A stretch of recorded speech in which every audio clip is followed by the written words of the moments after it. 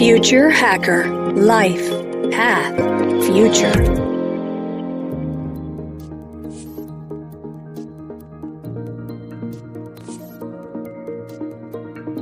Olá pessoal, bem-vindos de volta aqui o Future Hacker, papo ótimo com Crocas, CEO do Porta dos Fundos.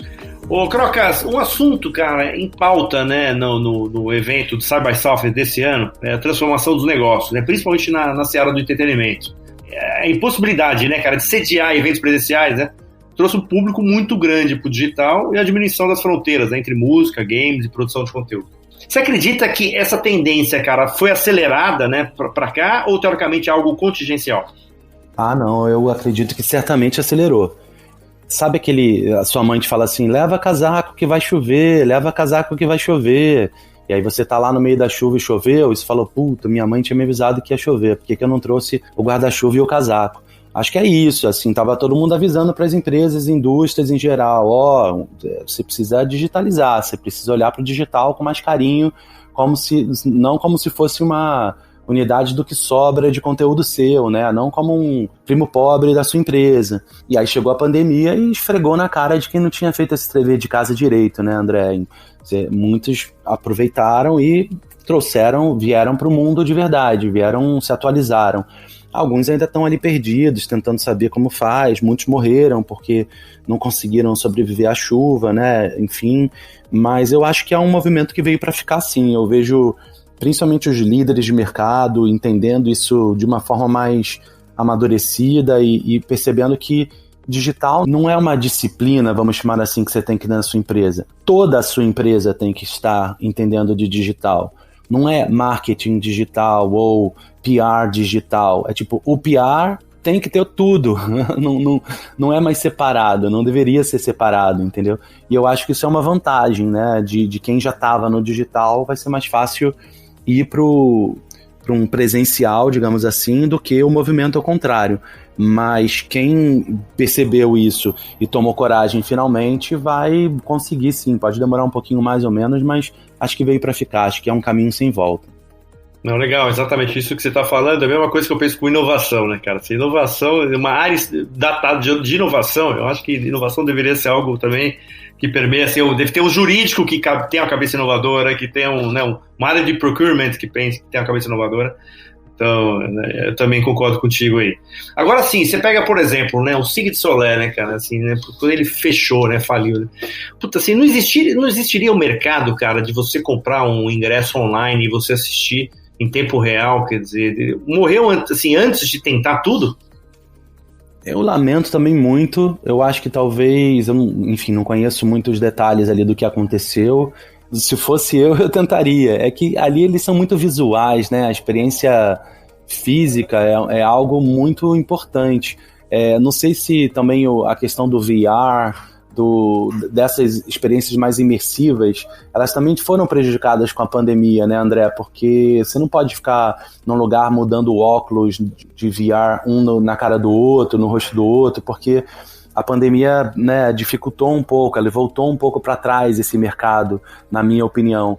Então, sei lá, é uma pena sobre o Cirque du Soleil, mas eu acho que eles devem ter tido algum caso específico que eu particularmente desconheço mais em detalhe, né, para dizer, mas lamento profundamente. Mas tomara que voltem, né? Acho que vacina chegando no braço de todo mundo, se o nosso desgoverno permitir, a gente vai conseguir voltar de alguma maneira assim e torço para que eles voltem também. Voltando um pouco para o humor, assim, Crocas, assim, é muito difícil, quer dizer, né, por exemplo, uma grande parte de faturamento, né, de uma empresa de humor, né, são os eventos, né, corporativos, etc. Foi possível transportar isso, quer dizer, para online? Conseguiu, teoricamente, ter essa ligação com a plateia, mesmo sendo virtual?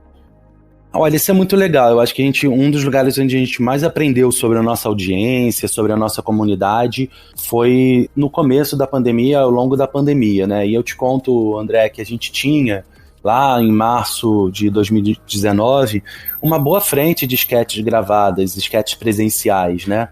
Então daria pra gente ficar ali, sei lá, 1-2 meses sem produzir sketches, quando no dia 13 de março a gente definiu que seria home office para todo mundo para poder proteger o nosso time. Só que a gente colocou lá a primeira sketch, a segunda, e a gente notou que até pra gente soava uma coisa estranha, sabe? Sabe quando você via a gente abraçando, beijando, falando sem máscara? Aquilo era tão estranho de ver, de assistir, e a gente decidiu optar por fazer uma mudança muito rápida. Foram enviados kits de home office, de home studio para casa dos 13 talentos. A gente reuniu toda a cadeia de produção, desde roteiro, pré-produção, elenco, diretores, enfim, pós, todo mundo.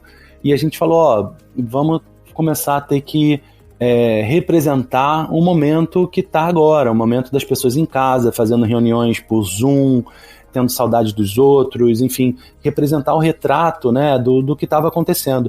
O Porta dos Fundos precisa ter uma relevância cultural para poder aumentar os seus views, enfim, cair no boca a boca das pessoas. Então, se as pessoas não reconhecessem o seu dia a dia naqueles vídeos que estavam sendo feitos, ia soar muito artificial. E foi o que a gente fez. A gente conseguiu mudar desde dos roteiros, a pré-produção, tudo, toda a cadeia inteira. A equipe foi realmente incrível e resiliente, rápida em fazer isso.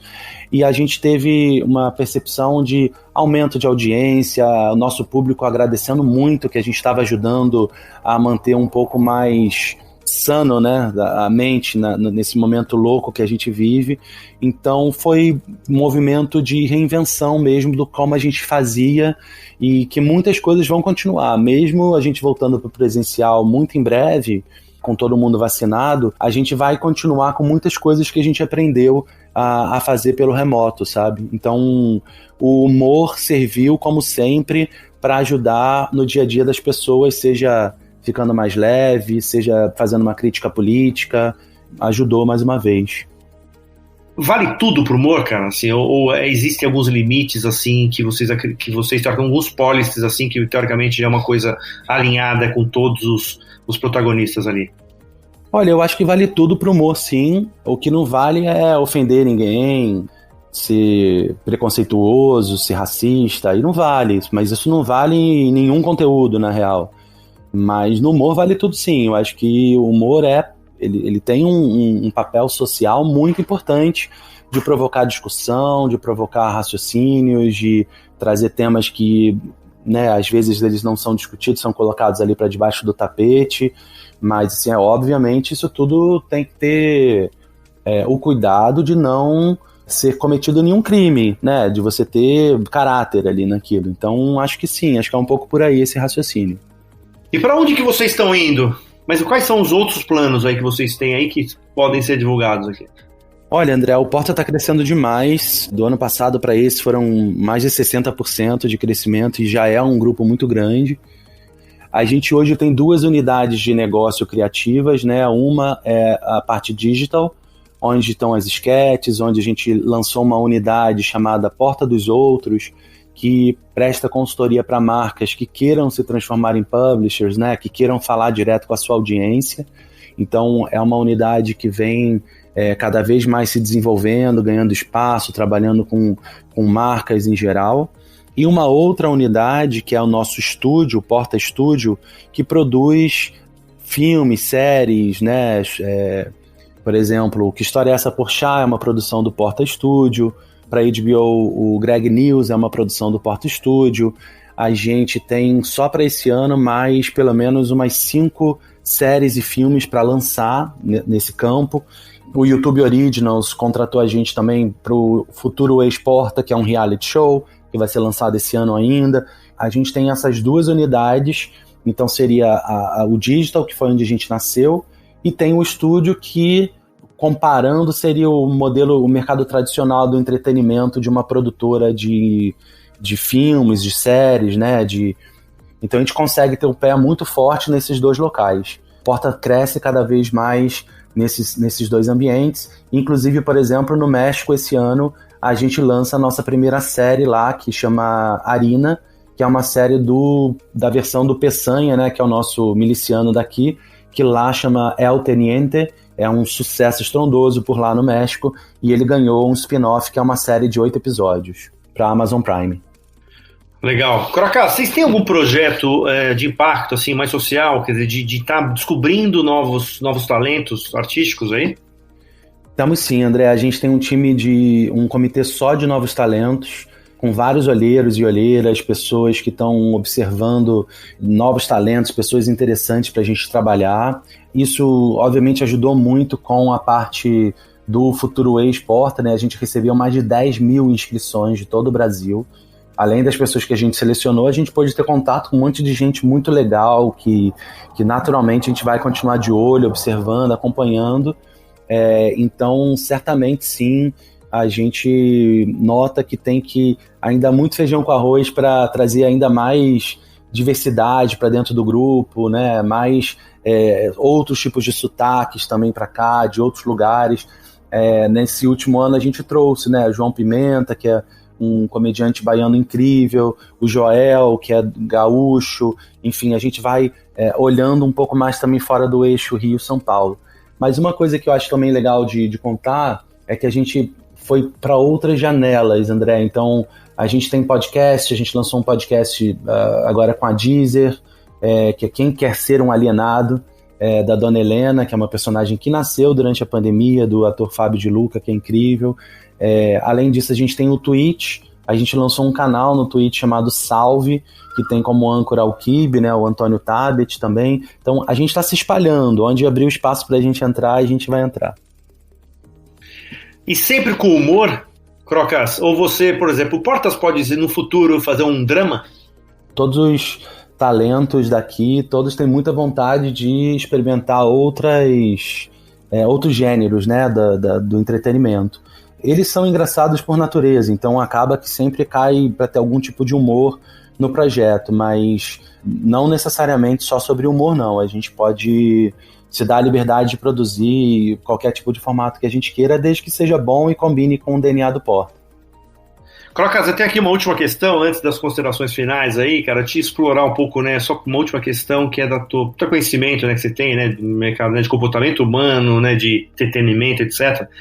E sabendo que, assim, né, o mercado de comunicação está passando um momento muito forte de mudança, né, cara, anunciante criando plataformas de produção de conteúdo, né, áreas internas de market intelligence, né, abrindo marketplaces, veículos criando área de inteligência de dados, agência tentando ainda manter sua relevância no mercado, criando até sociedade com startups, etc.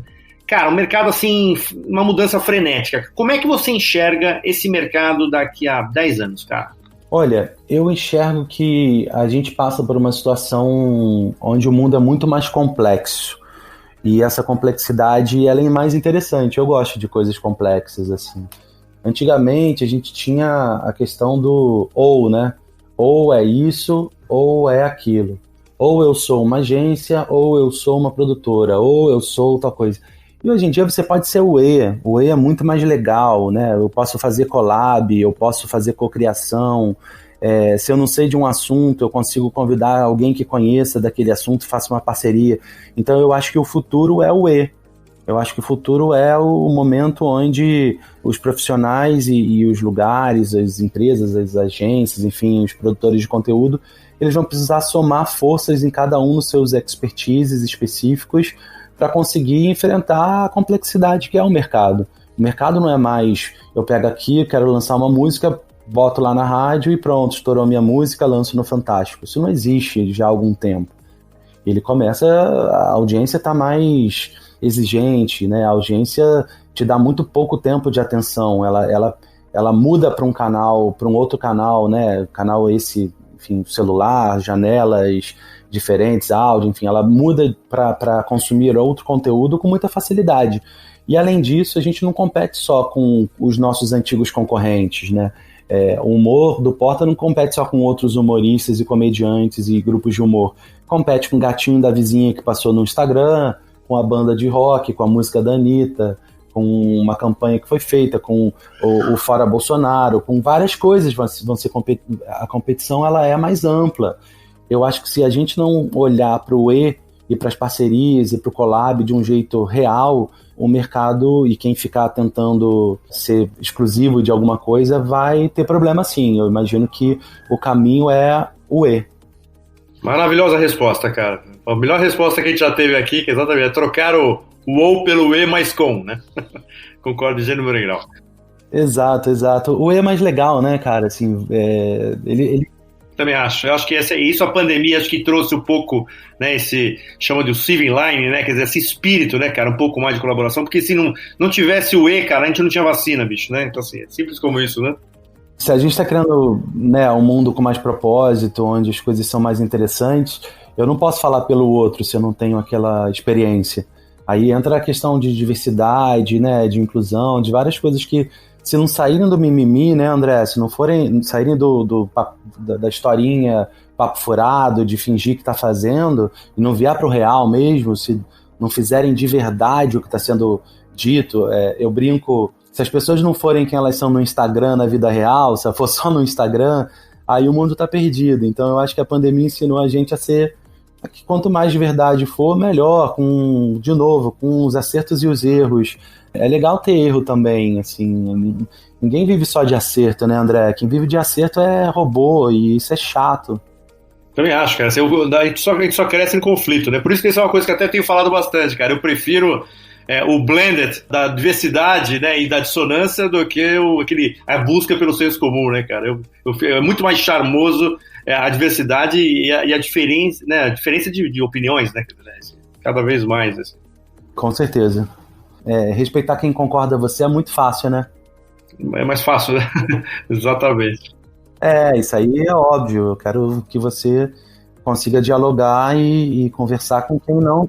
Conviver com a dissonância, exatamente. Exato, com quem não concorda. Ele é muito mais interessante, mais difícil, mais chato, mais irritante, com certeza, porém muito mais rico. Legal. Crocas, queria te agradecer pra caramba a tua entrevista. Eu acho que você tá fora do país aqui, abriu uma janelinha pra gente aqui. Puta, foi um prazer recebê-lo aí. Eu queria que você deixasse suas considerações finais aqui e como as pessoas te acham, tudo, tá bom? Foi um prazer, cara. Eu que agradeço a você, obrigado, parabéns pelo projeto, pelo trabalho e pelo papo. Enfim, quem quiser trocar mais ideia, o meu Instagram é @crocas, então é bem facinho, é só me procurar por lá mesmo. Não sei, de mensagem, assim, cara, eu acho que se der errado, tudo bem, sabe? Só tá dando errado quem tá tentando fazer, então faz parte. Acho que abraçar o erro é uma coisa que está sendo difícil de convencer as pessoas no geral. Todo mundo quer acertar tudo de primeira ou logo. Mas se você está errando porque tentou fazer uma coisa incrível, diferente, bacana, tá valendo no jogo. Então acho que isso é uma coisa que talvez as empresas e os grupos em geral pudessem trabalhar mais na cultura dos seus funcionários e dos seus colaboradores, né? Então acho que isso é um ponto legal e fica até de dica para uma próxima conversa sua com alguém, a cultura do não ter problema com erro. Muito boa dica. Pessoal, Crocas aqui no Future Hacker. Obrigado, pessoal. Future Hacker. Life. Path. Future.